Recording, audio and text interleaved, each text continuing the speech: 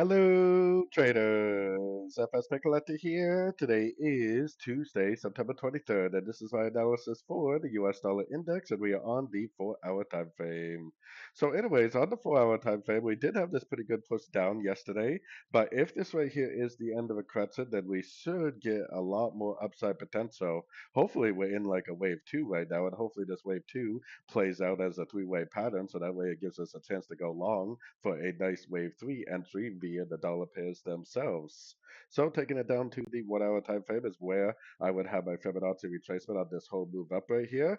To me, this doesn't really look like a complete correction. It looks more like this is like an A, and maybe we're in like a wave B now, which is a very messy overlapping pattern, and then probably back down for a wave C. I would think that it would at least go down to the 38, maybe even the 50% Fibonacci retracement before we possibly end what I think is going to be a wave two and hopefully continue the uptrend for a bigger wave three.